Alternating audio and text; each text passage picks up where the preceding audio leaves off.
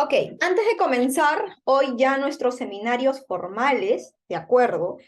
De aquí hasta el otro viernes vamos a tener clase todos los días. Vamos a hacer 6 seminarios, todo preguntas de finales para marcar todos, ¿de acuerdo?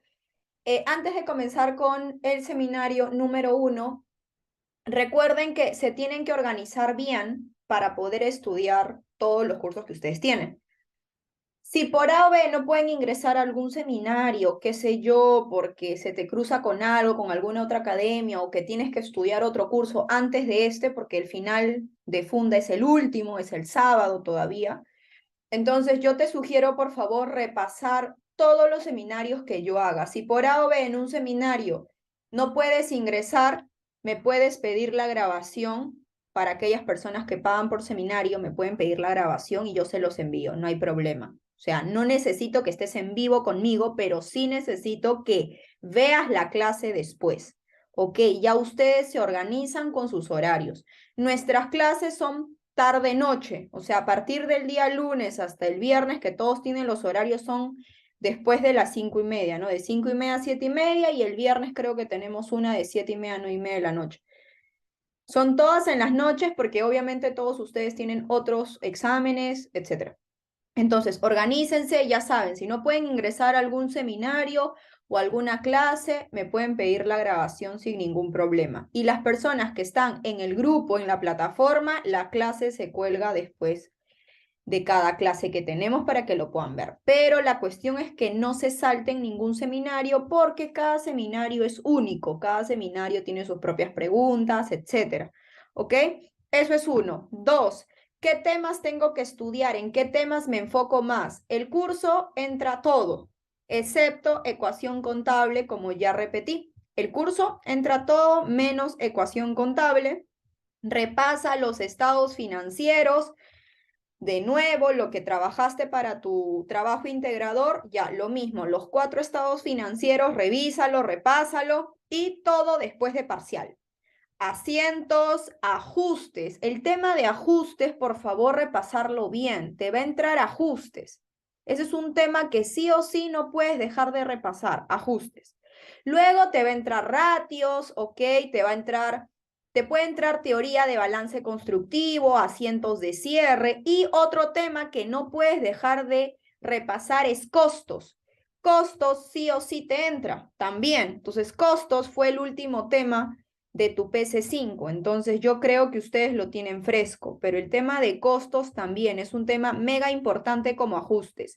Y obviamente el último tema teórico que fue principios.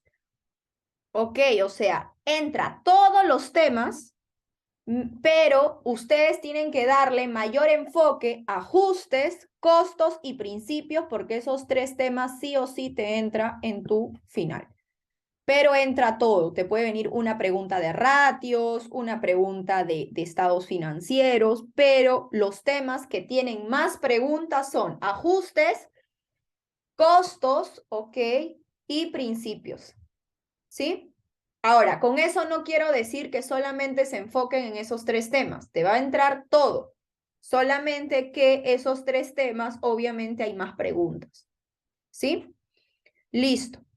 Entonces, dicho eso, yo más tarde o a más tardar mañana les voy a volver a reenviar todos los resúmenes a todos ustedes, todos los resúmenes para que lo tengan, desde estados financieros, asientos y todo lo demás. Ok, ahora sí, vamos a comenzar con nuestro primer seminario. Son preguntas, todos para marcar del final 2021-1. ¿Ok? Hay 16 preguntas. Nuestros seminarios siempre van a tener entre 15 a 16 preguntas. Lo más probable es que tu final sea igual que tu parcial. Creo que en tu parcial te vino 15 preguntas, creo, 16, ya, normalmente en un final viene entre 15 a 18 preguntas. ¿Ok? Entonces voy a comenzar por la primera pregunta. Vamos a desarrollar la pregunta número 1. Cada pregunta, para aquellas personas que recién entran a seminarios conmigo, cada pregunta yo lo hago en una pestaña aparte para que se vea ordenado al momento que ustedes estudien. Y ya saben que cuando ustedes vuelvan a hacer la pregunta, todo lo hacen a mano. ¿ok? Lo hacen a mano como si estuviesen dando su examen final presencial. Ustedes a mano, nada a computadora, usando su calculadora como siempre. Listo, voy a comenzar por la primera pregunta. Pregunta 1. ¿Qué dice la pregunta 1? Dice, la empresa Zephyr Hill Sac le presenta la siguiente información. Antes de yo leer la información, te voy a dar un tip. Antes que tú leas la información, el contenido de la pregunta, dale un vistazo a qué es lo que te piden. Por ejemplo, acá, ¿no? Te piden, el asiento referido al costo de venta debe de incluir, y te dicen que marques la opción correcta.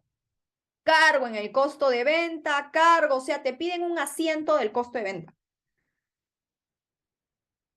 Entonces, siempre lee antes las alternativas para que cuando leas el contenido ya tu mente esté trabajando en qué cosas necesito para poder llegar a la respuesta. ¿Por qué? Porque si ustedes leen primero el contenido no van a saber qué hacer. Entonces, siempre que ustedes tengan preguntas para marcar, primero dale un vistazo a qué es lo que te piden. Entonces, a mí me piden el asiento del costo de venta. Ya sé lo que voy a hacer, un asiento del costo de venta. Entonces, voy a leer el contenido ahora sí. Dice, la empresa Zephyr Hill Sac le presenta la siguiente información.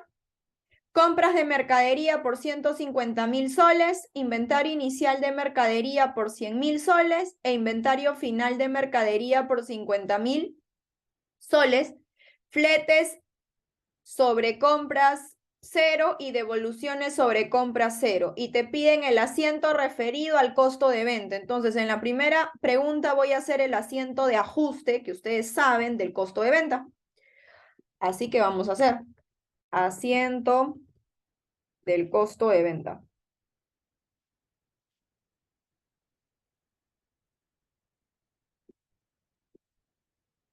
Listo, hago mi asiento, obviamente. Asiento de costo número 1, debe y haber.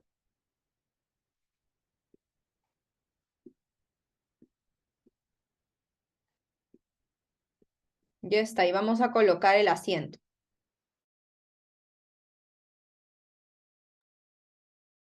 Entonces, no sé si ustedes recuerden, pero cuando ustedes hacen el asiento del costo de venta, la estructura es de la siguiente manera, ¿no? Primero haz la estructura del asiento, en el debe es costo de venta y debajo devolución y rebaja sobre compra. Dejas un espacio para la mercadería porque no sé dónde va a ir la mercadería y en el haber colocas los demás componentes que es compras, fletes y seguros sobre compra y otros gastos sobre compra. Listo. Ya tengo el asiento de ajuste del costo de venta, que es un asiento típico, siempre es así, y ahora completa lo que te dicen. Por ejemplo, la compra de mercadería por 150.000. Compra 150.000. Ahí está mi compra.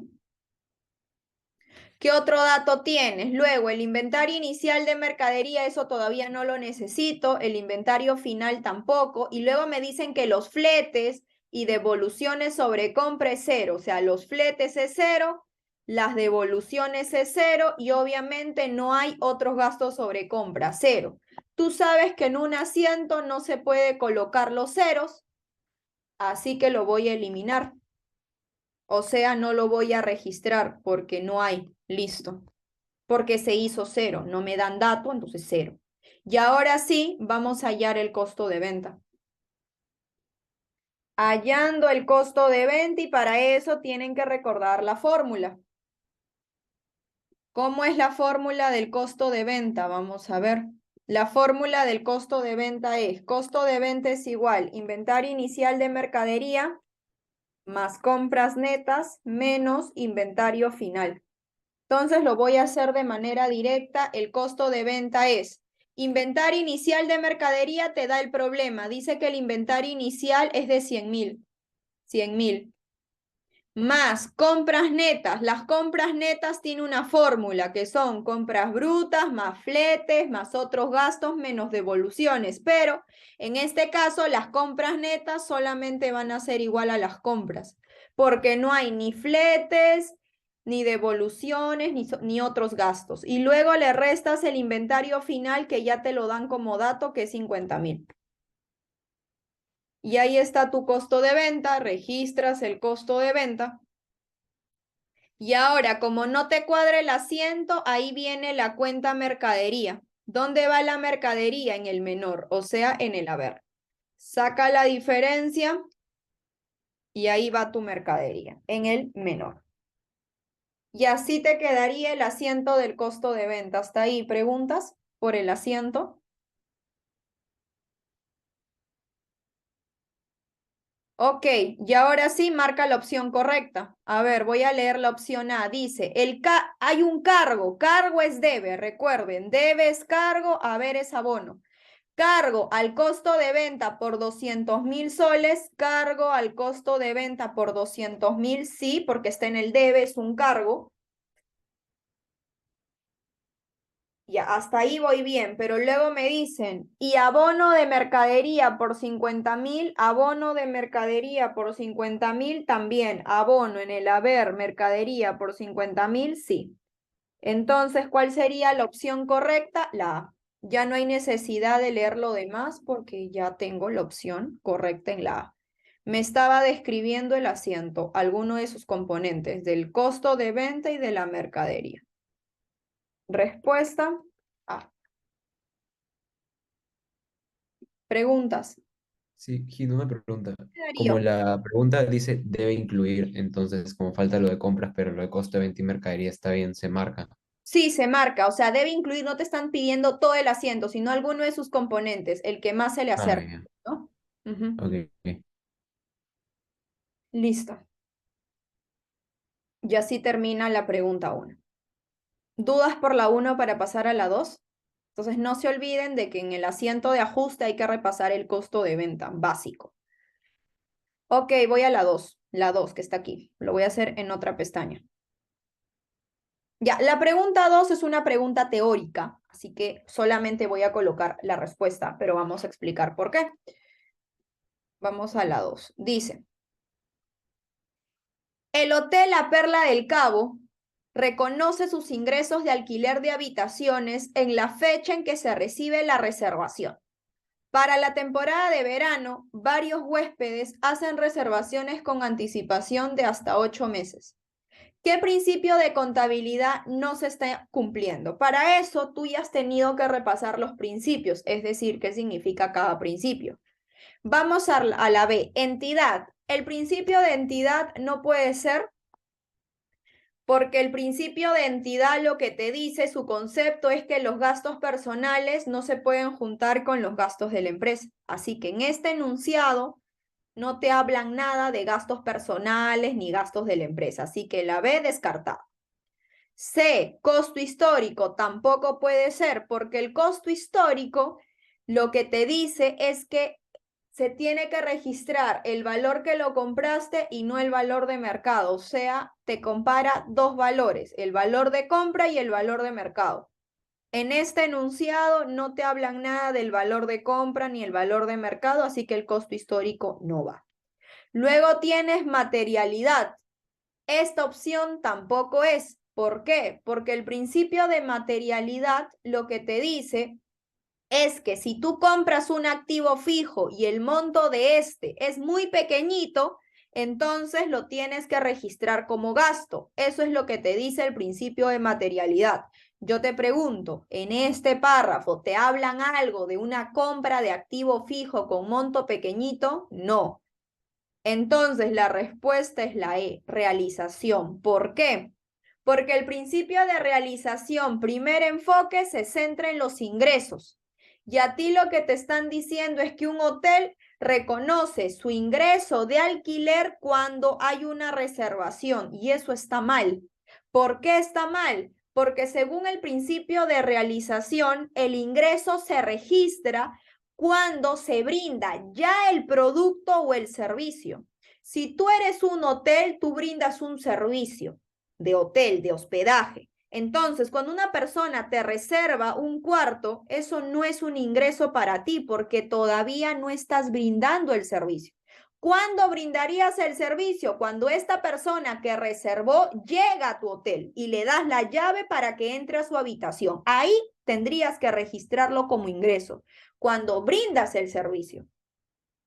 No cuando reservas, porque cuando una persona reserva, cuando ustedes van de vacaciones con sus papás y reservan un hotel, obviamente ustedes llaman primero y dicen, mira, tal día voy a llegar, perfecto, la persona te agenda y tú haces ahí tu pago. Pero para la empresa, para el hotel, eso no es un ingreso, porque esa reserva te la pueden cancelar. O de repente esa reserva la persona no llega.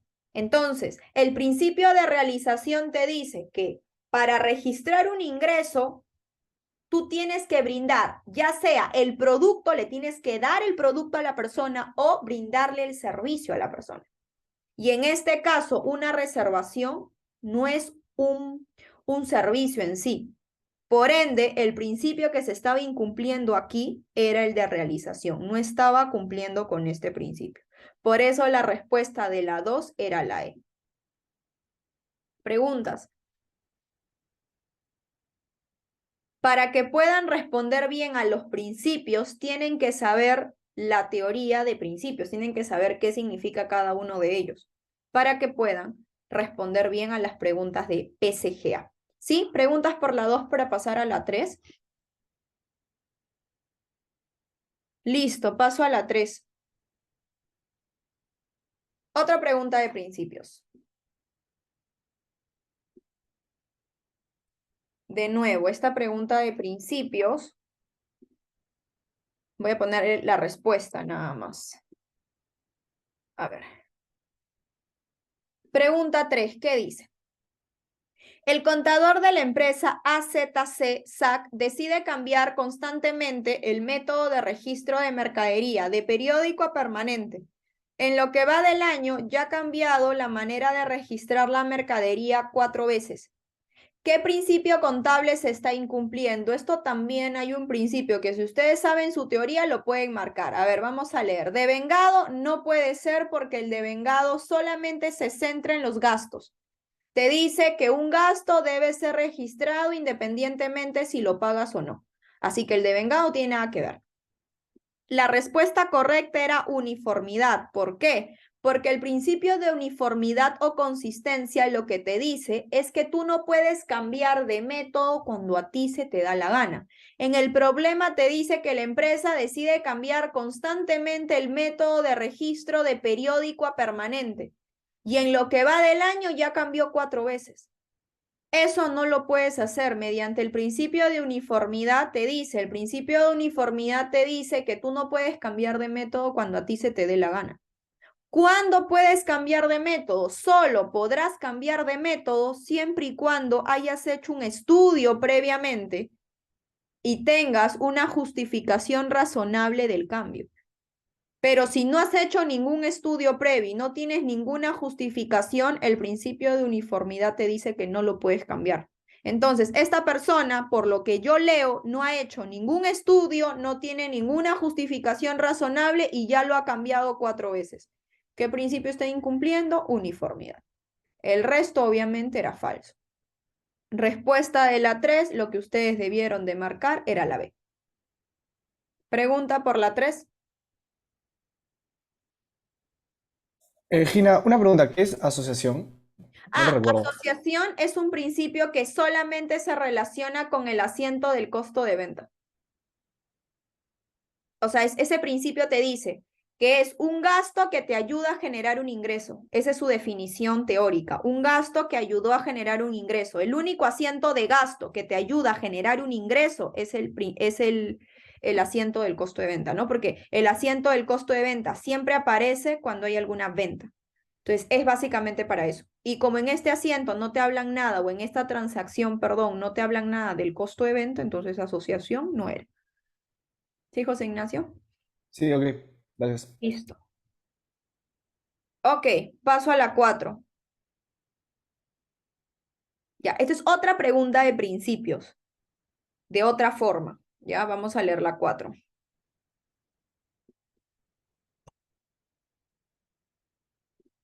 Aquí. Vamos a poner acá. Pregunta 4. A ver, ¿qué dice la pregunta 4? Primero a mí me piden que marque la opción correcta. Ok, voy a leer. Dice, el dueño de un equipo de fútbol firma un contrato por servicios para recibir asesoría técnica especializada por un periodo de 2 años, a un valor de 50.000 soles por los 2 años. O sea, se supone que tú eres el dueño de un equipo y vas a pagar por asesoría técnica especializada por 2 años, o sea, vas a hacer un pago por adelantado por 2 años por 50.000 soles. Eso es lo que yo entiendo, ¿no? Tú quieres una asesoría técnica especializada por un periodo de 2 años y por ese periodo de 2 años, vas a pagar 50.000, o sea, un pago por adelantado. Dice, el contador efectúa el pago y registra la operación como un gasto al momento del desembolso y de la firma del contrato. Yo te pregunto, ¿eso está correcto? O sea, para ti, ese pago por adelantado de asesoría, ¿para ti es un gasto? No. O sea, lo que te dice el problema es esto, que el contador registró de esta manera, puso, al momento de hacer el pago, puso esto. Voy a hacer el asiento. Dice, el contador efectuó el pago y registró la operación como un gasto por 50.000 soles. O sea, puso como que gasto por asesoría técnica contra efectivo. Eso hizo el contador. Y puso los 50.000. O sea, al momento que pagó, esto hizo el contador. Pero esto está mal. ¿Por qué está mal? Porque el asiento correcto, si tú vas a pagar algo por adelantado, porque la asesoría se supone que tú lo vas a pagar por 2 años, o sea, es un pago por adelantado. Entonces, ustedes que saben ajuste, el asiento correcto cuando tú pagas un gasto por adelantado es así. Asesoría pagada por adelantado contra efectivo. Así debió ser el asiento. De esta manera. Entonces, ¿cuál sería la opción correcta? La opción correcta sería la A. ¿Por qué la A? Porque dice, se debería registrar un gasto pagado por adelantado e irse devengando conforme se brinde la asesoría. Y eso es cierto. ¿Por qué es cierto? Porque se supone que si tú pagas algo por adelantado, el primer asiento que tú debes haber hecho es el pago por adelantado. Por eso dice, se debería de registrar un gasto pagado por adelantado, sí, e irse devengando. Y no te olvides que siempre que tú registras un pago por adelantado, hay otro asiento adicional que es el devengo, que sería gasto por asesoría contra asesoría pagada por adelantado. Y este segundo asiento es el devengo, e irse devengando conforme lo vas utilizando. Entonces, lo que hizo el contador estaba mal. El contador puso gasto por asesoría como si ya hubiese utilizado los 50.000. Y en el problema no te están diciendo que ya te brindaron la asesoría. Tú estás recién pagando por una asesoría que te lo van a brindar durante 2 años. Entonces, el asiento correcto sería, primero registras el gasto pagado por adelantado y luego tienes que ir devengando mes a mes la asesoría técnica que ya utilizaste. Entonces, la respuesta correcta era la A. Los demás, si tú lees, no tenía nada que ver con esta pregunta. Y esta pregunta es una pregunta que tiene 2 cosas. Ajustes, porque para responder esta pregunta tenías que saber ajustes. Y la segunda pregunta, obviamente, principio. Y eso sería la respuesta de la pregunta 4, sería la A. Preguntas por la 4.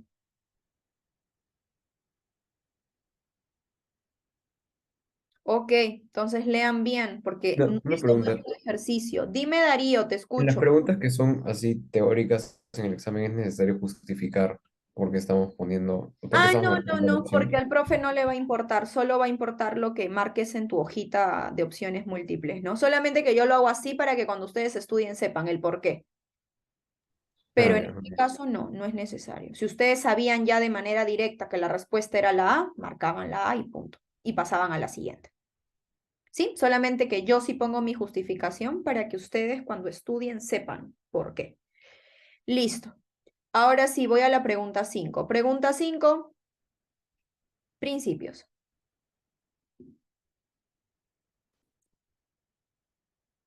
Ya. Entonces como son principios, solamente voy a poner la respuesta. A ver, ¿qué dicen las 5? Voy a leer. Dice, ¿qué principio contable de los que señalan a continuación estamos aplicando al registrar, por ejemplo, un gasto por suministro de energía eléctrica en el año 2020 cuando es pagado en el año 2021? Entonces, se supone que tú has registrado un gasto del año 2020, pero que va a ser pagado en el año 2021. ¿Qué principio? De manera directa, el devengado. ¿Por qué el principio devengado? Porque el principio del devengado te dice que un gasto se registra cuando se ha utilizado. No te interesa si lo pagaste o no. Entonces, si en el año 2020 tú usaste energía, entonces en ese año hay que registrar el gasto por energía. Independientemente si tú lo pagaste en el año 2021, eso no me interesa. El principio del devengado te dice, el gasto se registra en el periodo que se utilizó. No importa si lo pagaste o no. Entonces, según el problema, estoy registrando en el año 2020 un gasto de energía que lo voy a pagar en el año 2021. ¿Estaría correcto? Detrás de ese registro, el principio es el devengado. Cualquier registro de gasto que tú tengas en tus asientos, siempre el principio involucrado es el devengado. Respuesta de la 5, la E. Preguntas por la 5. ¿Alguien pensó que era otro principio? Para poderles explicar por qué no.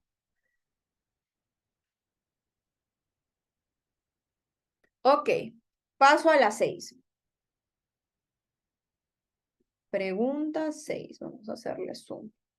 Ya, la pregunta 6 también, otra pregunta de principios, pero esto también es una pregunta teórica. Ahora, no necesariamente a ustedes les puede venir ejercicio solamente. Ustedes saben que en su final, al igual que su parcial, pueden tener preguntas teóricas. Entonces, esta pregunta 6 es una pregunta teórica y es importante que ustedes revisen así rápidamente sus PPTs, porque en sus PPTs hay algunas partes teóricas que es importante que ustedes revisen. Por ejemplo, la pregunta 6, la única forma que tú podías responder a la pregunta 6 era con teoría.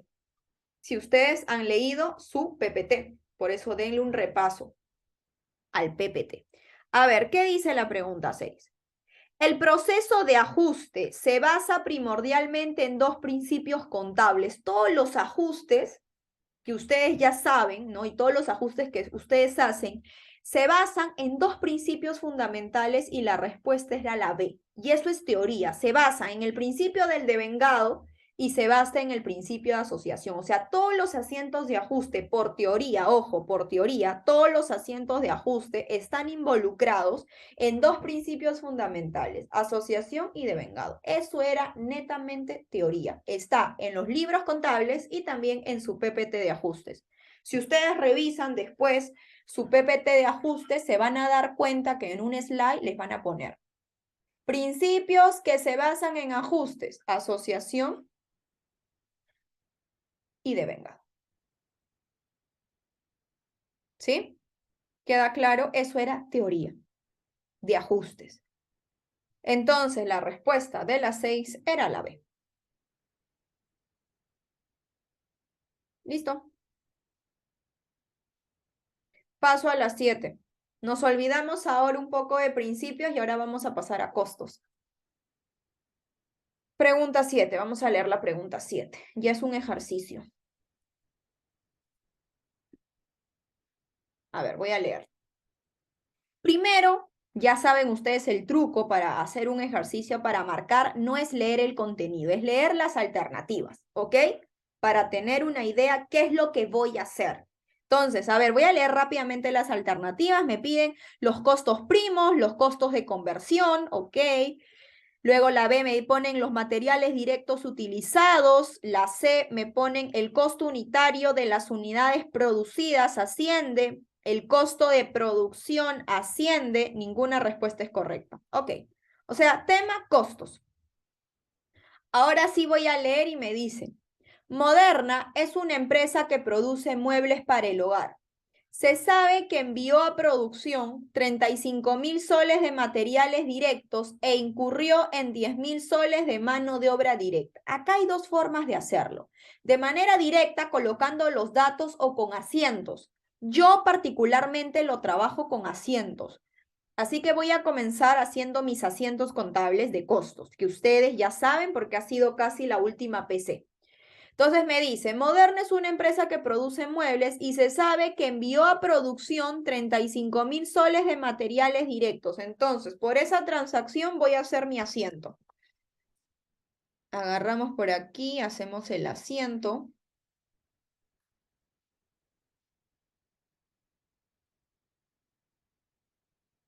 No es necesario hacerlo con asiento, pero a mí particularmente me gusta hacerlo con asiento. Me ordeno mejor.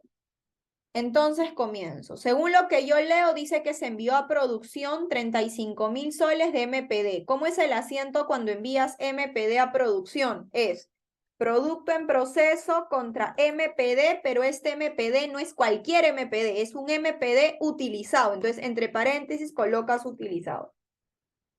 ¿Cuánto sería? 35.000, porque eso es lo que envié. Ese es el primer asiento. Una vez que ya sabes que has enviado a producción MPD por 35.000, luego te dice, y se incurrió en 10.000 soles de mano de obra directa. ¿Cómo se registra la mano de obra directa? La mano de obra directa se registra así. Segundo asiento. PMP, pero entre paréntesis le pongo MOD. Siempre una mano de obra directa se registra con PMP. Y no me importa si se pagó o no, me da igual, le voy a poner contraefectivo. Por 10.000. Listo, ya tengo el segundo asiento. Hasta ahí, ¿alguna pregunta por algún asiento que acabo de hacer?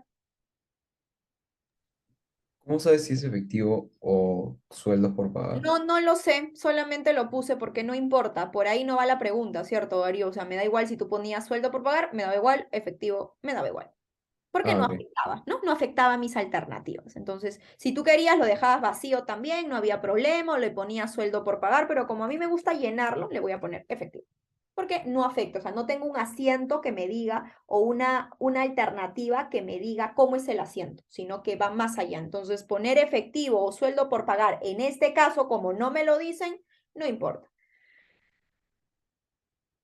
Ah, Romina me pregunta, ¿qué se refiere con incurrió? O sea, si incurrió es que puede ser que pagó, puede ser como un pagó mano de obra directa, ¿no? Incurrió, es como que lo hizo, ¿no? Tuvo una mano de obra directa, eso significa incurrir, tuvo. Ok, sigo leyendo, voy a pintar ahora con otro color, azul. Luego dice, entonces tenemos estos dos asientos, ¿no? Habíamos enviado a producción MPD utilizado y también habíamos pagado MOT o incurrido en MOT. Luego dice, se devolvió al almacén 4.000 soles de materiales directos. ¿Quién devuelve al almacén? La única manera que alguien pueda devolverlo al almacén, a nuestro almacén, es la producción. O sea, en otras palabras, te están diciendo que la producción devolvió al almacén 4.000 soles de materiales directos. Y de estos, 2.500 fueron devueltos al proveedor. Esas son dos devoluciones, totalmente diferentes. Y ahora te explico por qué. Ustedes recordarán que habían enviado a producción 35.000 soles de MPD y me están diciendo, se devolvió al almacén 4.000 soles. La única persona o la única cosa que puede devolver al almacén es la producción. O sea, te estaban diciendo que la producción había devuelto 4.000 soles de materiales directos al almacén. O sea, el asiento es así. Si la producción está devolviendo al almacén, o sea, Gina, pero no me dicen producción. Yo sé que no te dicen producción, pero te dicen, se devolvió al almacén. Ustedes, por teoría, la única manera que se pueda devolver al almacén es que la producción lo haga. O sea, implícitamente ustedes tenían que saber que la producción estaba devolviendo al almacén. No hay otra. Entonces, si la producción estaba devolviendo al almacén materiales directos por 4.000, ¿cómo es el asiento? MPD utilizado contra PEMPE. Ese es el asiento cuando la producción devuelve al almacén, 4.000 soles. Una vez que ya está en el almacén, ¿no? Ya lo hemos devuelto al almacén, ahora el almacén devuelve al proveedor. La única persona o la única manera que se pueda devolver al proveedor es del almacén. Entonces, como la producción ya devolvió al almacén 4.000 y ahora me dicen de estos 4.000, 2.500 fueron devueltos al proveedor, hay que hacer otro asiento, que es una devolución sobre compra. ¿Cómo se devuelve al proveedor? ¿Cómo es el asiento cuando el almacén devuelve al proveedor? Es MPD en el haber y esto es de una devolución. O sea, esto ya no es utilizado. Cuando el almacén devuelve al proveedor es una devolución de MPD. Se coloca solo MPD, pero para que no te pierdas, yo le pongo devolución, para que sepas que no es utilizado. ¿Por cuánto? Por 2.500. Y ahora, ¿contra qué lo cuadro, Gina? Con lo que sea, no importa con qué. Si el problema no te dice con qué, o sea, si es con anticipo al proveedor, contra efectivo, contra cuenta por pagar porque no te lo dicen, tú lo cuadras con lo que sea. Yo le voy a poner efectivo. Si tú quieres, le pones anticipo, no importa, eso no te va a afectar a la respuesta. Y ya está. Y así te quedaría. Y por último, te dice los CIF reales. Dice, los CIF reales ascienden a 2.000 soles. Lo puedes colocar como dato o también como asiento. No importa contra qué lo cuadres el CIF real. Si tú colocas un CIF real de 2.000 soles, puede ser contra cualquier cosa. Le puedes poner contra efectivo. Puede ser un CIF real de un gasto, puede ser un CIF real de una depreciación acumulada. No importa contra qué lo cuadres. Entonces te dan un dato que dice CIF real, lo puedes cuadrar con lo que quieras. Listo. Y por último, para terminar, te hablan de las unidades producidas. Dice, las unidades producidas fueron 40.000. Acá no es 40.000 soles, son 40.000 unidades. Hubo un error de tipeo.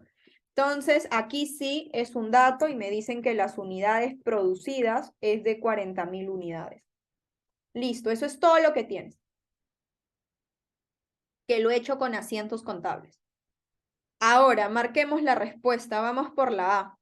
Los costos primos ascienden a 41.000 soles. Voy a hallar los costos primos y los costos de conversión. Si tú quieres hallar los costos primos o también conocido como costos directos, que es lo mismo, los costos primos a qué es igual. Lo voy a hallar bonito para que ustedes recuerden la fórmula. Si ustedes quieren hallar los costos primos o los costos directos es MPD utilizado más MOD. Esa es la fórmula. Entonces vamos a hallar el MPD utilizado. Para hallar el MPD utilizado, por eso puse los asientos porque me ubico mejor. Para hallar el MPD utilizado tengo que usar todo lo que puse MPD utilizado, que solamente son dos. El MPD utilizado de la 101 menos el MPD utilizado de la 103. O sea, 35.000 menos 4.000, porque están en diferente lugar, hay que restar mayor menos menor, ese sería el utilizado. Y para hallar el mod, tienes que ver dónde colocaste mod. Lo único que hay mod es en el PMP mod, 10.000. Si tú sumas los costos primos o también conocidos como costos directos, te sale 31.000 más 10.000, te sale 41. Hasta ahí los costos primos es verdadero. ¿Preguntas? Ahora me faltan los costos de conversión. Si tú quieres hallar los costos de conversión también tienen su propia fórmula. Los costos de conversión es igual a mod más CIF real. Entonces hallemos, ¿cuánto es el mod? Vamos a ver cuánto es el mod. El mod es 10.000 más el CIF real. Busquen tus asientos donde hay CIF real, en el asiento 5 más CIF real. ¿Cuánto te sale los costos de conversión? 12.000. Y el problema me dice que es 11, entonces la A no puede ser. Pasemos a la B. Los materiales directos utilizados ascienden a 28.500 soles. Cuando te piden MPD utilizado es este de aquí. ¿Cuánto ascendió? Ya lo habías calculado, 31.000. Entonces la B no puede ser. Pasemos a la C. El costo unitario de unidades producidas asciende a 1.18. Vamos a hallar. Te están pidiendo hallar el costo unitario de producción, de las unidades producidas, que también se le conoce como producción. Para hallar el costo unitario de las unidades producidas o de producción, tú necesitas tener el costo total de producción, que ya sabes por el estado de costos que el costo total de producción o el costo de producción, como también se le conoce, es MPD utilizado más MOD más CIF real. Esa es la fórmula. Si tú quieres hallar el costo total de producción o el costo de producción, esta es la fórmula.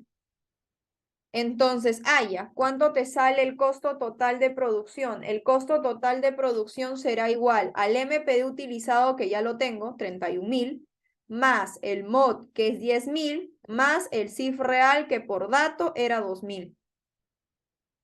Este es mi costo total de producción, pero como me piden el costo unitario, entonces a este costo total de producción lo divides con las unidades producidas, que es dato, 40.000 unidades, y eso te sale el costo unitario de producción, que sería costo total entre unidades producidas. ¿Cuánto me sale? 1.08. Y en el enunciado, en la alternativa, me dice 1.18, así que la C es falsa. Respuesta, la D. ¿Por qué la D? Porque dice, ¿el costo de producción asciende a 43.000 soles? Sí.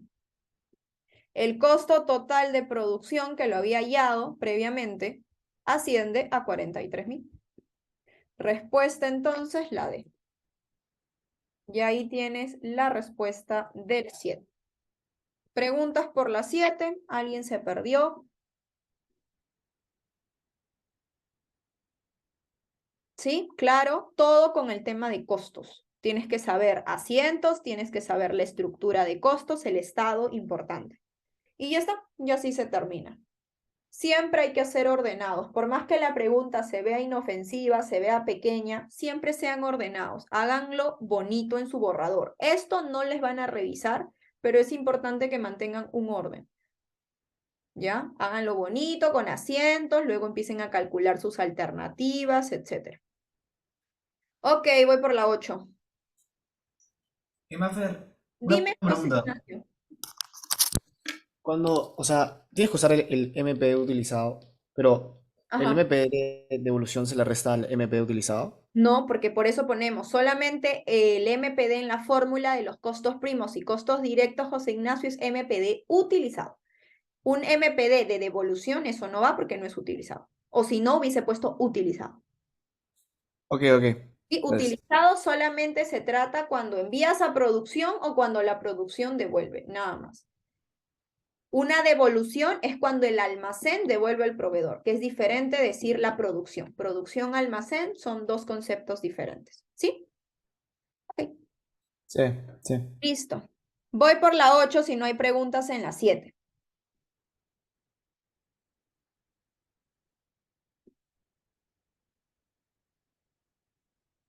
Listo, pregunta 8. A ver, ¿qué dice la pregunta 8? Este es un tema de costos también. ¿Por qué sé que es de costos? Porque primero hay que leer las alternativas. Dice, con los datos brindados hasta este momento, ¿cuál es el monto cargado a producto en proceso? ¿Cuál es el monto cargado? O sea, en este caso voy a hacer asientos también, porque me preguntan el cargo, cargo es debe. Entonces tengo que hacer asientos y me preguntan de producto en proceso. Entonces el único tema que yo recuerdo que he usado la palabra producto en proceso es costos. Entonces lo voy a hacer con asientos, la pregunta número 8. Voy a esquematizar primero mis asientos. Ya está. Debe haber. Ya, sorry que a mí me gusta colocar bastantes colores, ya, porque si no yo me aburro. Entonces colocamos por aquí, ya está. Ahora sí, vamos a leer. Dice, la empresa Fábrica SAC se dedica a la producción de chocolates y para su lote de producción para el Día de la Madre, mandó a producción materiales por 7.500 soles, de los cuales 80% es directo. O sea, lo que yo entiendo es que se envió los dos tipos de materiales, material directo y material indirecto a producción. Entonces, hazlo con asientos. ¿Cómo es el asiento cuando tú envías material directo y cuando envías material indirecto a producción? Primero, cuando yo envío material directo a producción es PEMPE contra MPD, pero no es cualquier MPD, ¿cierto? Es el MPD utilizado. Ese es lo primero.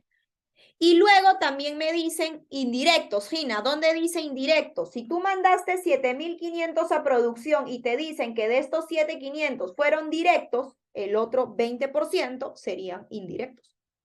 Implícitamente te están diciendo que hay un 20% que se envió a materiales indirectos. Entonces, cuando tú envías a producción MPI es CIF real, entre paréntesis, MPI, contra MPI utilizado.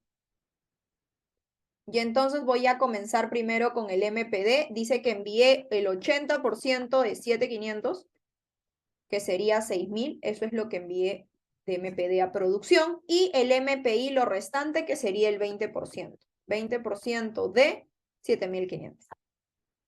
Ya está. Ya ahí tengo el primer asiento. ¿Preguntas?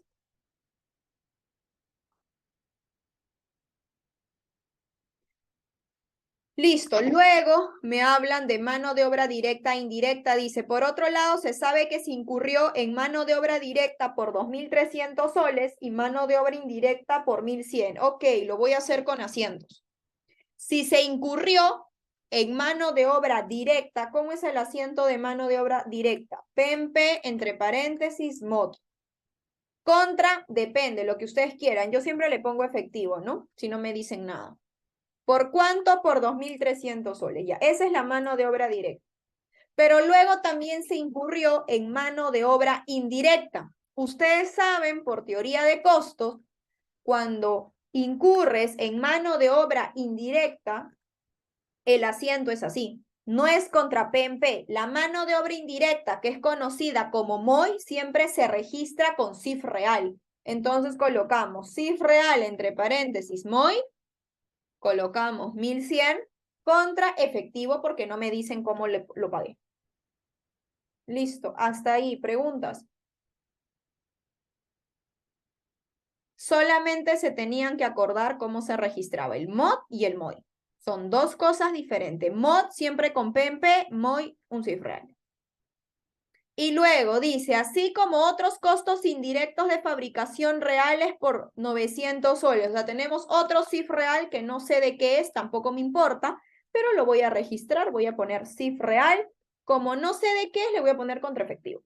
No sé si es un gasto o una depreciación, no sé, tampoco me interesa, pero como tengo un dato aquí y lo quiero poner en asientos, le pongo CIF real 900 porque el CIF real siempre va en el debe, excepto que sea algo que sea utilizado.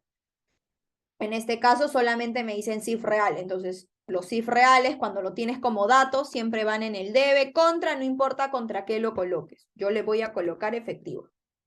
Listo, eso es todo lo que tengo.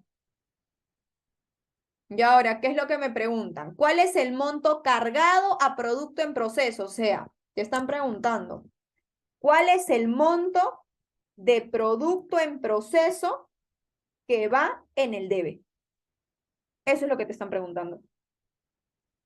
¿Por qué que va en el debe? Porque cargar es debe. O sea, te están diciendo, suma todos los productos en proceso de tus asientos que van en el debe. ¿Cuánto sería eso? Tengo en el asiento 1, 6.000, más el asiento 2, 2.300. Lo demás no usé producto en proceso. Entonces, ¿cuánto sería mi producto en proceso cargado? Lo que está en el debe. ¿Cuánto sería? 8.300. Respuesta, la B. Preguntas. Gina, una cosa, cuando dice monto cargado, ¿se refiere a la suma de productos en proceso? No, es que dice, ¿cuál es el monto cargado a productos en proceso?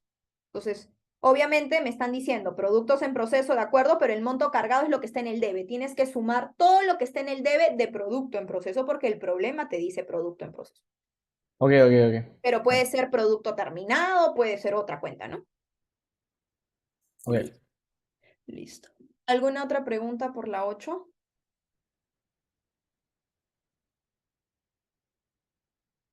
Listo, pasamos a la 9. Otra pregunta de costos.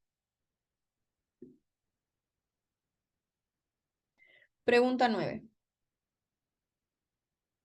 A ver, como siempre, ¿cuál es el truco? Primero leer las afirmaciones para saber qué más o menos tengo que hacer. A ver, ¿qué dice? Marque la afirmación correcta. A ver, me hablan de costo de producción, costo de producción, costo de conversión, costos primos. Ah, ok. Entonces, tema de costos, ¿cierto? Entonces vamos a leer. Dice, Quinta Sac es una empresa que se dedica a la fabricación de galletas marca BTS. El contador informa que el CIF aplicado registrado durante el mes fue de 10.000. Luego se da cuenta que se sobreestimó el CIF en 1.000 soles. Si la materia prima directa utilizada fue de 25.000 soles y la mano de obra directa utilizada fue de 5.000, marca las opciones correctas. En este caso, si tú lees las opciones, no te piden asientos contables. O sea, no te hablan de cargar, abonar o de alguna otra cuenta, sino más que todo tenemos que hacer fórmulas, tanto del costo de producción, costo de conversión y costos primos.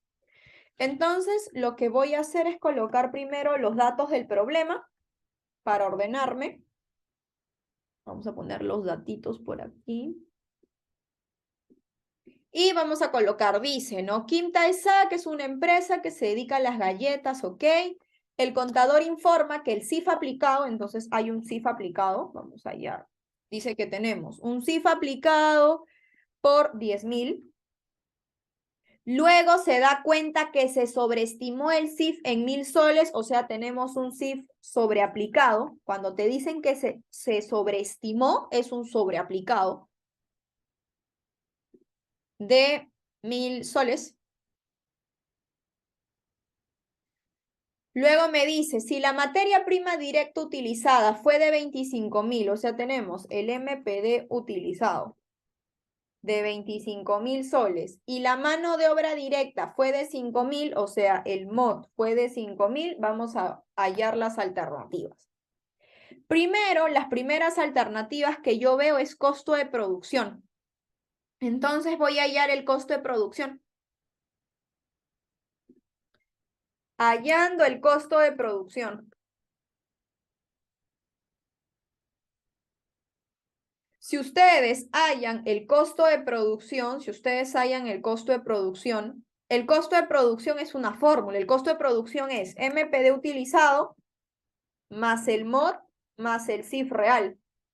Esto es el costo de producción. Y si tú sumas, eso te da el costo total de producción. Ahora, la pregunta es, ¿tienes el MPD utilizado? Sí. MPD utilizado 25.000, dato del problema. ¿Tienes el MOD? Sí, 5.000. ¿Tienes el CIF real? No. No hay CIF real como dato. En ninguna parte me lo dan como dato, pero lo puedes hallar, sí. ¿Cómo lo hallas? Con el aplicado y el sobreaplicado. Yo ahorita te voy a explicar cómo. Voy a poner hallando el CIF real. ¿Cómo puedo hallar el CIF real? El CIF real lo hallamos de esta manera.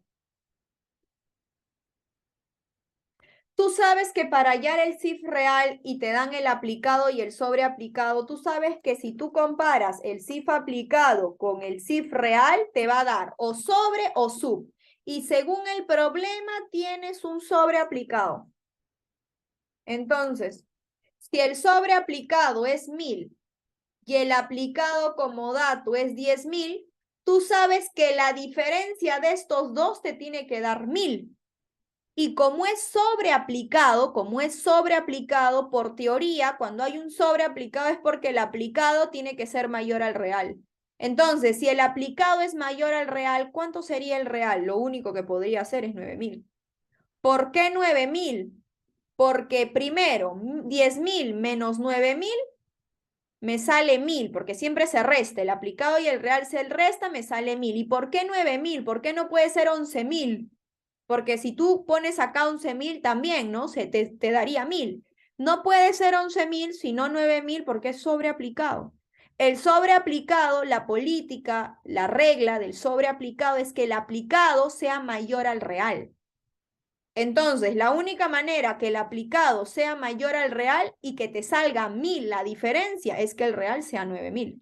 Aquí el aplicado es mayor al real, ahí lo estás viendo, 10.000 es más grande que 9.000 y la diferencia me salió 1.000, que es el sobre. Entonces ya calculaste el CIF real. El CIF real entonces es 9.000. No te lo daban de manera directa, pero con los dos datos que ya te daba el problema, que era el aplicado y el sobreaplicado, podías hallar el real. Preguntas de cómo hallé el real. Y ahora sí, sumas y ya tienes el costo de producción. Nada difícil, solamente que tenías que ser creativo en cómo calcular el CIF real, con todo lo que ya sabías. Respuesta de manera directa a la B. 39.000, 39.000. Respuesta B. Preguntas por la 9.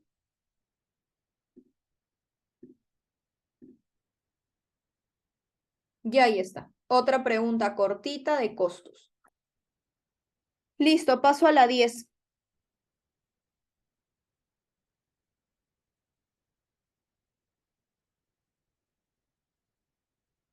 La 10. Voy a leer las alternativas, pero creo que son principios también. Entonces vamos a leer.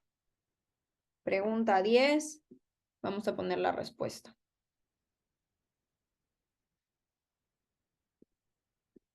Ya a ver, ¿qué dice?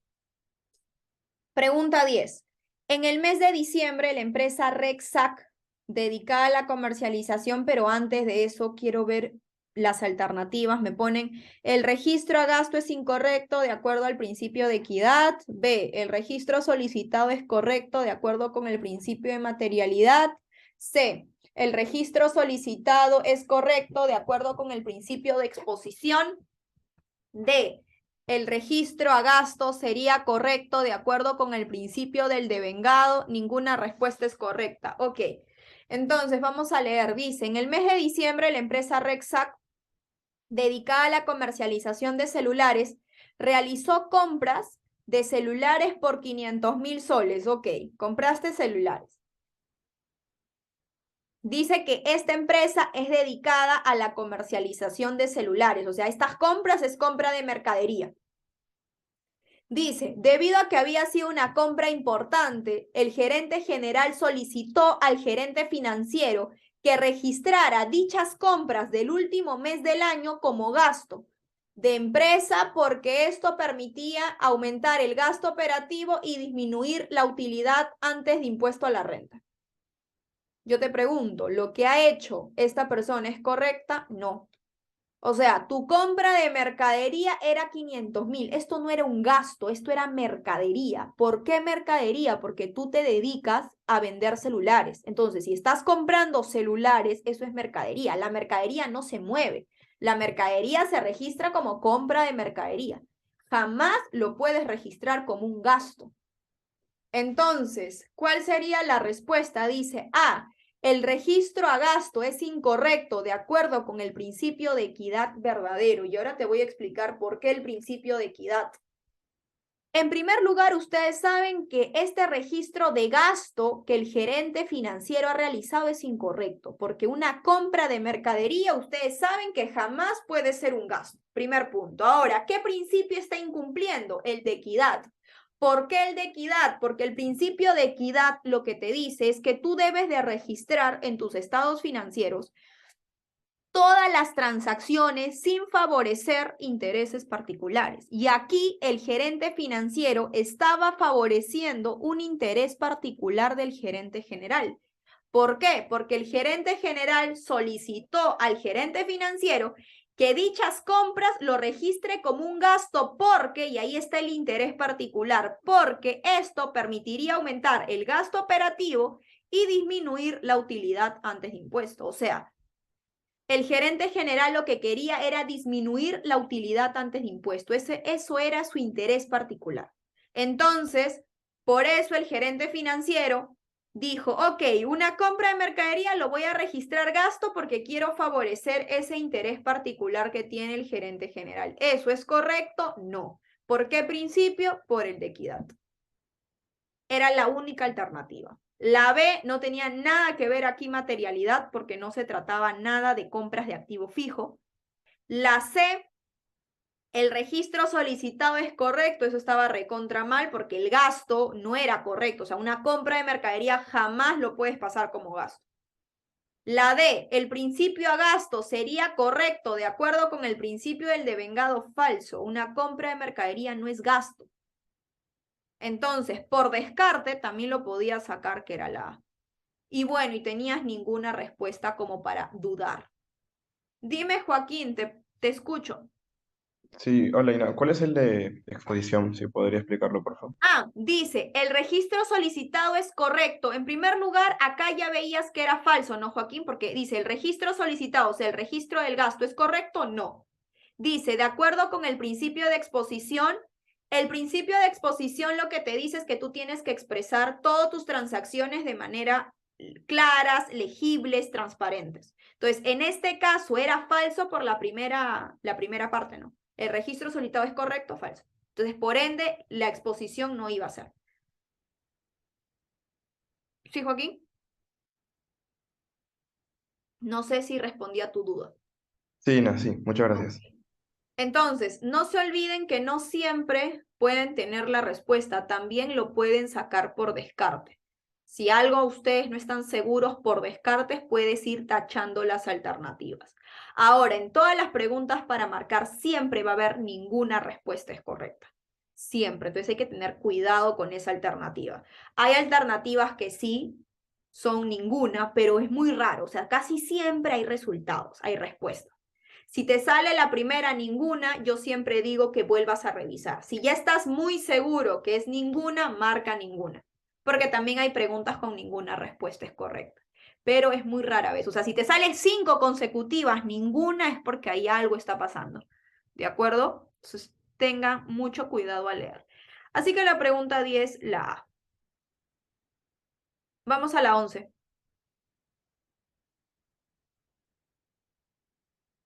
Pasamos a la 11. A ver, en la 11 te dice, determina el monto a ajustar de la cuenta mercadería. O sea, aquí tengo que hacer asiento de ajuste.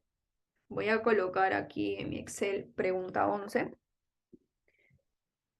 Entonces me dicen, determina el monto de ajustar de la cuenta mercadería, ok, y me ponen, se carga, se carga, se carga, se carga, o sea, asiento. Entonces me ponen aquí. La CIA HIJ le brinda la siguiente información, tiene saldo inicial de mercadería por 30.000, compras de mercadería por 60.000, se recibió donación de mercadería por 4.000, se entrega en mercadería como donación por 3.000 y se perdió mercadería por 800 y te dan el inventario final de mercadería por 40.000. Y te piden ajustar la cuenta mercadería. El único asiento que yo recuerde con estos datos que me dan que tiene mercadería es el asiento del costo de venta. Entonces, en esta pregunta también, para que saques la respuesta, tienes que hacer el asiento de ajuste del costo de venta. No había otra. Entonces, haces el asiento de ajuste del costo de venta. No te pedían todo el asiento, pero era la única manera de poder hallar el ajuste de la cuenta mercadería. Entonces, voy a hacer acá mi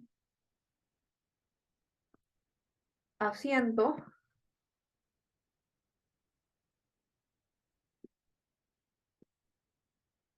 Y comenzamos. Voy a esquematizar el asiento primero. Sería costo de venta, devolución y rebaja sobre compra. Dejo un espacio y acá le pongo compra, fletes y seguro sobre compra y otros gastos sobre compra. Ya está. Entonces, primero voy a buscar si tengo los datos de la devolución, de la compra, de los fletes. Vamos a buscar. Me dicen por acá que hay una compra de mercadería por 60.000, o sea, tenemos una compra de mercadería por 60.000. Y nada más, dice se recibió donaciones, bueno, todo lo demás es donaciones, pérdidas, pero no hay ni fletes, ni otros gastos, ni devoluciones. Perfecto, entonces elimino, no hay. Y ahora voy a hallar el costo de venta. Hallando el costo de venta.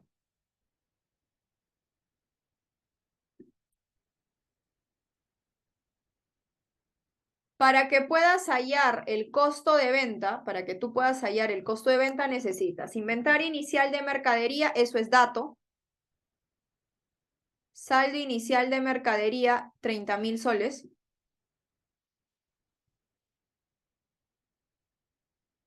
Luego tienes que hallar las compras netas. Las compras netas son las compras que tienes más los fletes que no hay, más los otros gastos que no hay, menos la devolución sobre compra que no hay. O sea, sería los 60.000. Y luego tienes que hallar el inventario final de mercadería, que es el inventario final, que es dato, que es 40.000. Y a eso, con la fórmula que ustedes saben, a ese inventario final que es dato, le tienes que sumar las pérdidas o robos de mercadería. ¿Hay pérdidas o robos de mercadería? Sí, hay una pérdida de 800. Le sumas la pérdida, le sumas 800, perdón. Luego le sumas las donaciones otorgadas de mercadería. Hay donaciones que otorgaste, donaciones de mercadería que entregaste, sí. Se entrega mercadería por 3.000, entonces le sumo los 3.000. Eso es lo que yo doné, 3.000 soles. Y a eso le restas donaciones recibidas de mercadería. Dice, se recibió donaciones de mercadería por 4.000. Le restas los 4.000. Eso es una fórmula.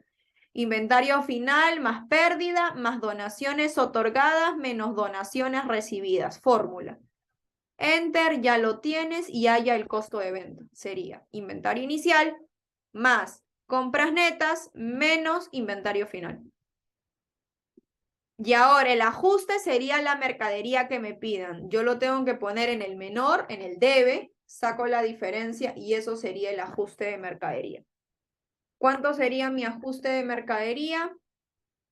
Mi ajuste de mercadería sería en el cargo, porque está en el debe, por 9.800. Respuesta, se carga la cuenta mercadería por 9.800.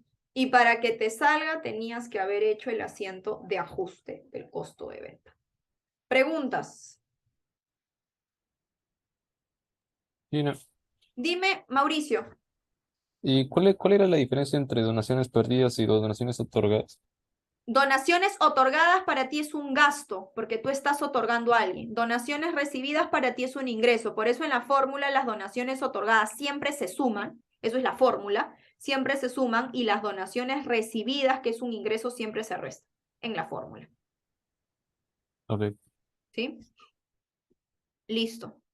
Y así se termina la pregunta 11. Son fórmulas. Todo lo que tenga que ver con el cálculo del costo de venta son fórmulas. Listo, paso a la pregunta 12. Ya, otro tema de ajustes o asientos de una venta, me parece. A ver, vamos a leer qué dice.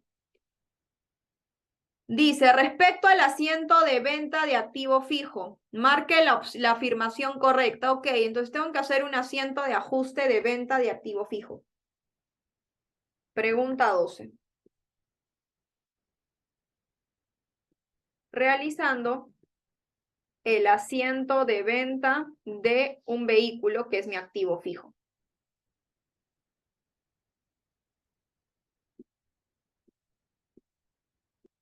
Entonces voy a hacer mi asiento por acá.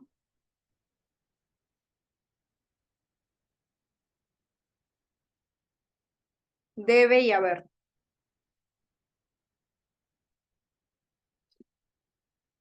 Ya está. Y ahora sí comenzamos. A ver, voy a leer. Dice, el 1 de marzo del 2021 se vende al contado un vehículo propiedad de la empresa en 50.000 soles. El vehículo fue comprado en 65.000 soles el 14 de mayo del 2017 y la tasa de depreciación del vehículo es del 10%. Ok, entonces, ¿cuándo lo vendo? El 1 de marzo del 2021. Por ejemplo, acá no te piden que deprecies. Lo único que te están pidiendo es el asiento de venta. O sea, solamente quiero que hagas el asiento de venta, no la depreciación, sino solamente el asiento de venta. Entonces, solamente vamos a hacer un asiento, que es, si yo estoy vendiendo, primero hay que saber a cuánto lo estoy vendiendo. Según el problema, tú lo estás vendiendo al contado el 1 de marzo del 2021 por 50.000 soles. Entonces, sube mi efectivo en 50.000, porque es al contado. Listo. No se coloca venta, porque la venta solo se coloca cuando es mercadería. Aquí no hay venta, no hay la palabra venta porque no es mercadería, es un activo. Entonces, primero colocas a cuánto lo vendiste, si es al contado o al crédito, en este caso al contado. Luego eliminas toda la depreciación acumulada de ese vehículo en el debe. ¿Por qué? Porque cuando tú vendes un activo fijo, obviamente los activos fijos se deprecian. Entonces, cuando tú lo vendes, tienes que eliminar toda la depreciación acumulada. Entonces, voy a poner aquí, eliminando la depreciación acumulada del vehículo. Y para eso, para que tú puedas hallar cuánto es la depreciación acumulada, tienes que hallar primero la depreciación anual y la depreciación mensual. El anual siempre es el costo del vehículo, cuánto te costó, 65.000, menos el valor de rescate que no hay, y todo eso por la tasa que es 10%. Y una vez que ya tienes la depreciación anual, viene la mensual, que sería el anual entre 2. Ya tienes el anual y el mensual, ahora sí dime, ¿cuándo compraste el activo y qué fecha lo estás vendiendo? Yo lo compré el 14 de mayo del 2017. El 14 de mayo es como decir el 1 de mayo. Lo tomas como el primer día del mes. ¿Hasta qué fecha lo vendiste? 1 de marzo del 2021. Entonces, ¿cuántos meses ha pasado para que puedas eliminar la depreciación? Cuentas. Si yo lo compré el 14 de mayo, vuelvo a repetir, del 1 al 14 es como si lo hubieses comprado el primer día, o sea, has comprado 1 de mayo. Entonces cuentas, del 2017 sería todo mayo, junio, julio, agosto, septiembre, octubre, noviembre, diciembre, 8 meses. Por el 2017 ha pasado 8 meses, más todo el 2018 ha pasado 12 meses, más todo el 2019, 12 meses más todo el 2020, 12 meses más, y por el año 2021, como lo has vendido el 1 de marzo, solamente cuentas 2 meses. ¿Por qué 2 meses? Porque solamente sería enero y febrero del 2021. Marzo no se cuenta porque lo vendiste el 1 de marzo. El 1 de marzo ya ese vehículo no es tuyo. Entonces solamente contaríamos enero y febrero. Marzo no, porque es primero. Entonces, si contamos todos esos meses que hay, desde la fecha que lo compré hasta la fecha que lo vendí, me sale 46 meses. Y eso sería la depreciación acumulada que tenías que eliminar. Desde la fecha que lo compraste hasta que lo vendiste sería 46 por el mensual. Y así te sale. Preguntas. Una vez que ya eliminaste la depreciación acumulada, dejas un espacio porque no sabes si te sale ganancia o pérdida. No sé si me sale ganancia o pérdida. Dejas el espacio y acá eliminas el vehículo a su costo. ¿Cuánto te costó? 65.000. Entonces, al ojo te sale una ganancia porque el monto que te falta para que te cuadre estaría en el haber, en el menor. Sumas el mayor, que es el debe, y restas el haber. Y eso te sale el ingreso por venta de vehículo. Y así sería mi asiento por venta de ese activo. Y ahora, como ya tengo el asiento, ahora voy a responder a la alternativa que más se acerque. Dice, se debita vehículo. Vehículo, en primer lugar, está en el debe. No, está en el haber. Así que la A no voy a leer porque ya la primera parte es falsa. Se debita vehículo, no, el vehículo se abona porque está en el haber. Voy a la B. Se carga efectivo, se carga en el debe, ¿sí? Se carga efectivo por 50.000 soles, ¿sí? Y depreciación acumulada por 24.916.67 respectivamente, verdadero. Si ustedes ven, se carga efectivo por 50.000 y también se carga depreciación acumulada por esa cantidad. Y ya está. Y si ustedes leen la C y la D, son falsas. Así que, ¿cuál sería la respuesta? La B. Te estaban dando algunos componentes de la venta de un vehículo. Y listo. Respuesta B. Y así se termina la pregunta 12. Preguntas por la 12. Gina, una consulta. Cuando el vehículo es vendido el 1 de marzo, ese mes de marzo no se cuenta como un mes de No, depreciación. no se cuenta porque ya lo vendiste. Acuérdate que no es fecha de compra. Si lo hubieses comprado el 1 de marzo, ahí sí se cuenta la depreciación desde marzo, porque desde ahí lo tienes. Pero en este caso lo has vendido el 1 de marzo. O sea, cuando tú vendes, lo vendes a otra persona. O sea, ya el 1 de marzo ese vehículo no te pertenece. Entonces no puedes depreciar por marzo, porque en marzo ya no lo tenías. Y si lo vendí el 31 de marzo, Ahí sí, porque si tú lo vendiste el último día de marzo, ahí sí tienes que contar marzo, sería 47 meses. Porque por todo marzo tú sí lo tenías. Y al final del mes de marzo recién lo vendiste. O sea, por marzo sí hay que contar la depreciación. y si me sale un día como medio, como 15, 16 de No, marzo. nunca para una venta va a ser medio mes ni nada de eso. Siempre va a ser 1 o 30. Pero igual, si tuviese salido 15, digamos, 15 es medio mes. O sea, de marzo tendrías que contar medio mes. Si tuviese Ok, salido ok, 8 ok. o 9 o 10 es como el primero. Del 1 al 14 es como el 1. 15 es medio mes.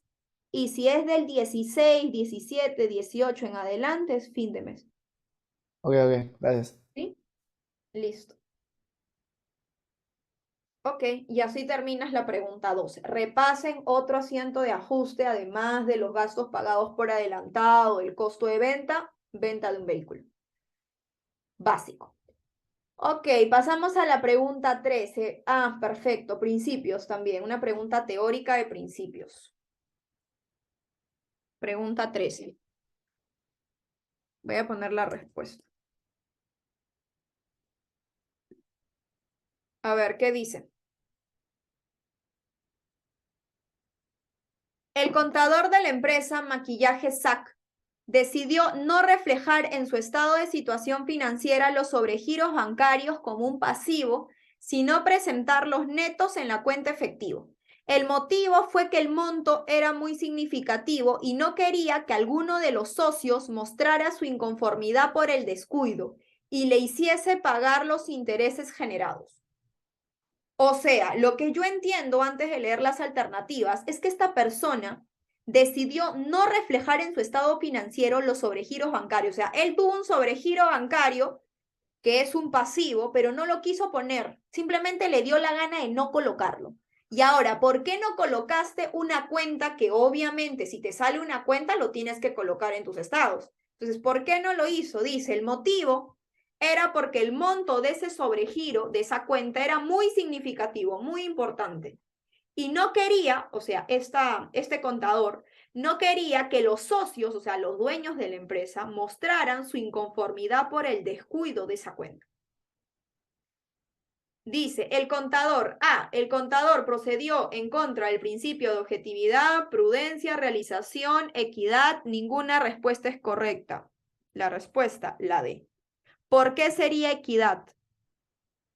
Porque el principio de equidad que te dice, ya lo hemos visto en alguna pregunta pasada, el principio de equidad te dice que tú tienes que reflejar todas las cuentas que a ti te salen en tus asientos contables, sin favorecer ningún interés particular. Y en este caso estás favoreciendo un interés particular. ¿Por qué? Porque no mostraste la cuenta llamada sobregiro porque no querías que los socios, ahí está tu interés particular, no querías que los socios mostraran su inconformidad con esa cuenta. Entonces, la respuesta sería, el contador procedió en contra del principio de equidad. Realización no puede ser porque es ingresos, prudencia menos, no tenía nada que ver.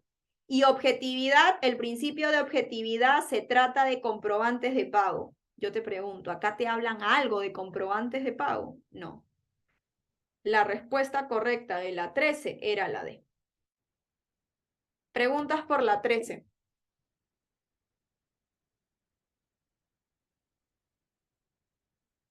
Ok. Paso a la 14 y terminamos con la 15 porque solamente hay 15 preguntas. 14. Es un ejercicio de ajustes con principios.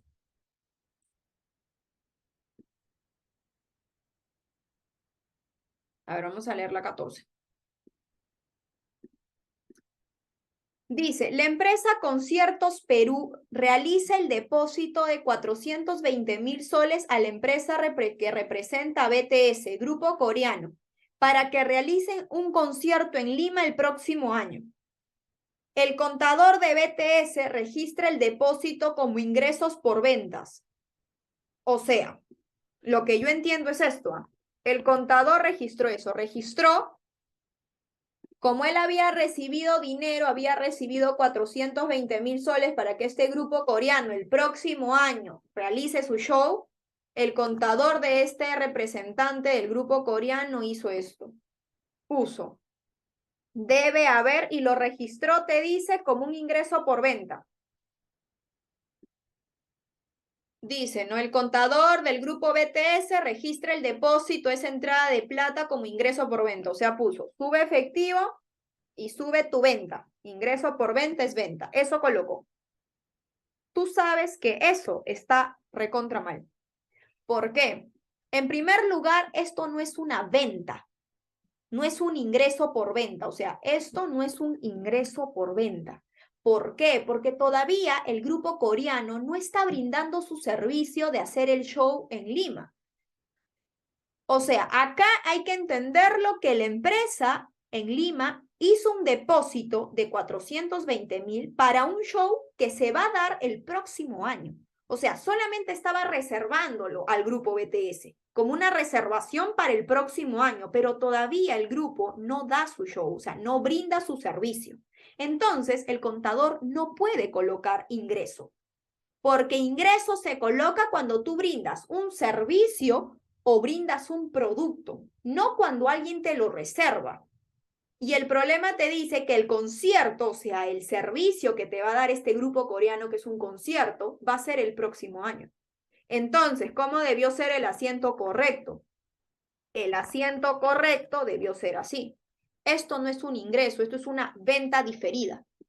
¿Qué significa venta diferida? Ahora te voy a explicar. No es un ingreso, sino es una venta diferida. Una venta diferida es cuando tú vendes un servicio, en este caso, que es, estás vendiendo tu show, pero todavía no entregas el servicio. Entonces, eso es una venta diferida, es un pasivo. Ya recibí la plata por ese servicio que aún no doy, o sea, estoy debiendo un servicio. Y cuando tú debes algo, o sea, cuando tú vendes algo, pero todavía no das el producto o el servicio que ya te pagaron, entonces es una venta diferida. Preguntas hasta acá, porque todavía no termino. ¿Quedó claro por qué no es un ingreso y por qué es una venta diferida? Ya, ahora hace el ajuste. Ajuste, ¿cómo debió ser el ajuste? El ajuste, o sea, para arreglar lo que hizo el contador, debió ser de esta manera.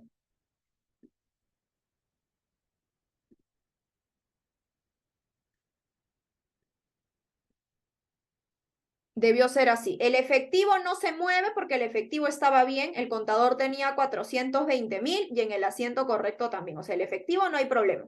El problema estaba en el ingreso por venta. Este ingreso por venta no debe de existir, así que lo voy a eliminar. Elimina ingreso por venta o venta en el debe. ¿Y qué vas a crear? Venta diferida. Y así debió ser el asiento de ajuste. ¿Qué principio? Realización. ¿Por qué el principio de realización? Porque el principio de realización te dice que un ingreso se registra cuando se brinda el servicio o el producto, no antes, no cuando te lo reservan. Respuesta. Vamos a leer la A. Dice, se debe de hacer un ajuste de la siguiente manera: debitar ventas brutas, ahí está, debito ventas o ventas brutas, ahí está, por 420.000, y abonar anticipo de cliente, sí, porque venta diferida también se le conoce como anticipo al cliente, es lo mismo. Ahí está mi asiento de ajuste, por el principio contable de realización verdadero.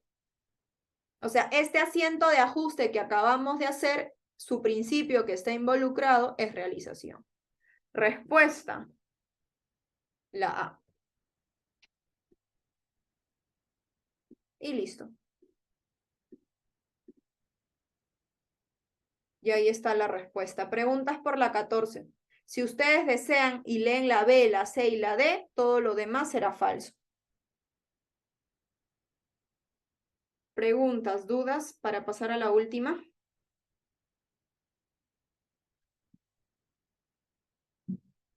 Ok, voy a la 15. Y con esa cierro. Pregunta 15.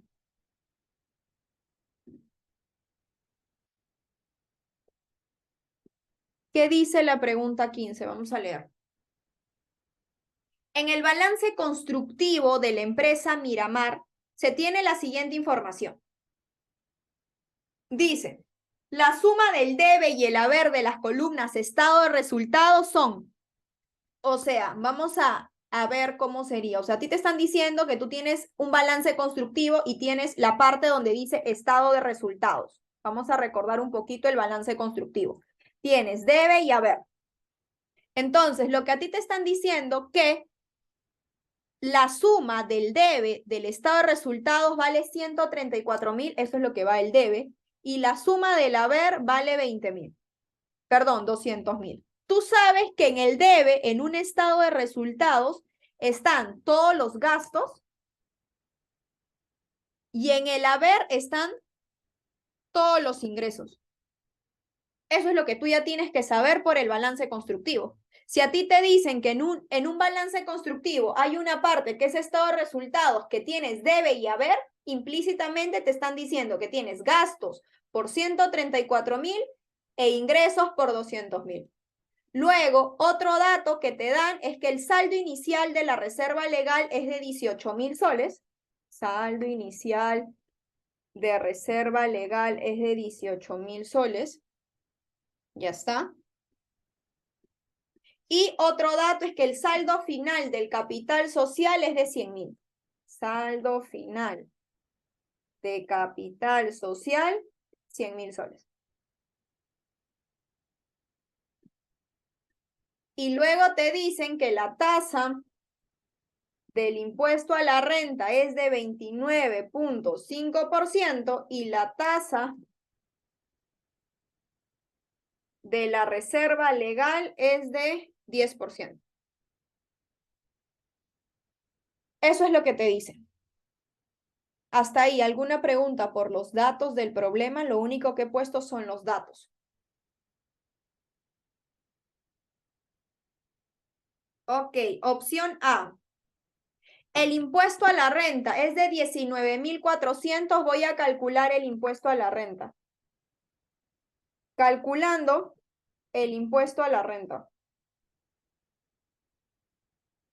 Para que tú puedas calcular el impuesto a la renta tienes que acordarte del estado de resultados, necesitas la utilidad antes de impuesto. Y para que halles la utilidad antes de impuesto es los ingresos, que ya lo tienes como dato, menos los gastos. Esto es tu utilidad antes de impuesto. A eso le sacas el impuesto a la renta, que es el 29.5% por el UAI, y eso te da la utilidad neta. Entonces, lo que te están pidiendo es, ¿cuánto es el impuesto a la renta? El impuesto a la renta a mí me sale 19.470, así que la A no puede ser. La A no puede ser ni tampoco la D, porque el impuesto a la renta no me sale 19.400 y tampoco la utilidad neta me sale 46.500. A mí me sale 46.530. Así que en una descarté la A y la D. Entonces solamente me queda la B y la C. Me dice, el incremento de la reserva legal en el periodo es de 2.000 o 4.653, ¿no? La B y la C son parecidas, solamente que con otros números. Entonces ahora voy a calcular el incremento de la reserva legal. Calculando el incremento de la reserva legal. Para calcular el incremento de la reserva legal yo necesito, para hacerlo más rápido, saldo inicial, a eso le sumas. Vamos a poner acá, saldo inicial de reserva legal, le sumas la reserva legal del periodo y a eso, esa suma te da el saldo final de la reserva legal. Entonces, ¿cuánto es el saldo inicial de reserva legal? El saldo inicial de reserva legal lo tienes como dato, 18.000 soles. Ahora vamos a hallar la reserva legal del periodo. No sé si se acuerdan, pero la reserva legal del periodo siempre es el 10% de la utilidad neta, que ya lo había hallado previamente, y la suma te da el saldo final. Hasta ahí, ¿alguna pregunta? Ahora, lo que te están pidiendo es el incremento de la reserva legal, o sea, te estaban pidiendo la reserva legal del periodo, pero todavía no termino. ¿Por qué? Porque una vez que tú ya calculaste el saldo final de la reserva legal, no te olvides que los saldos finales de la reserva legal tienen un tope, y su tope es el 20% del total del capital social, y justamente en el problema te dan cuánto es el saldo final del capital social, es 100.000.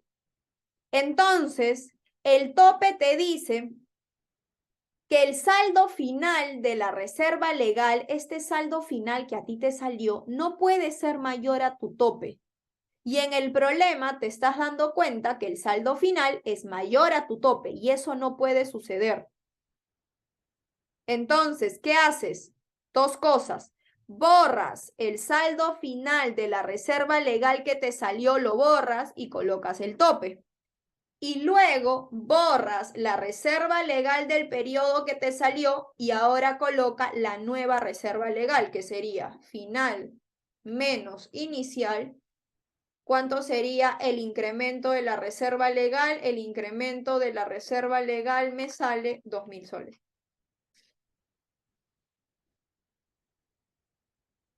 Respuesta. La B. El incremento de la reserva legal en el periodo sería 2.000 soles. RPTA-P. Pregunta.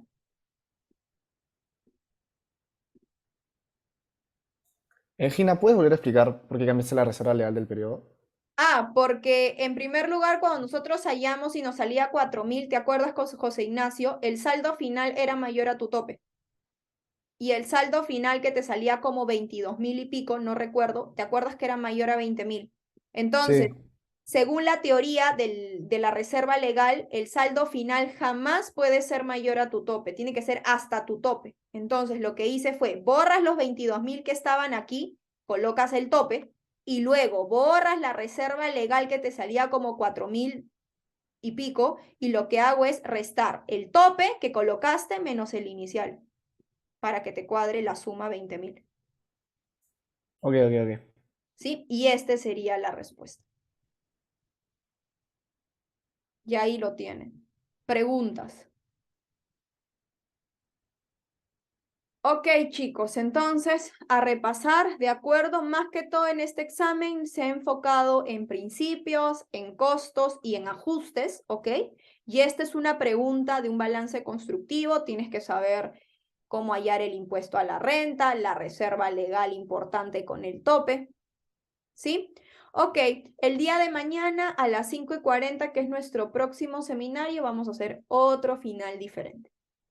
Listo, ahorita les envío la solución y los que quieren la grabación me avisan. Cuídense, nos vemos mañana. Chao. Gracias, Gina.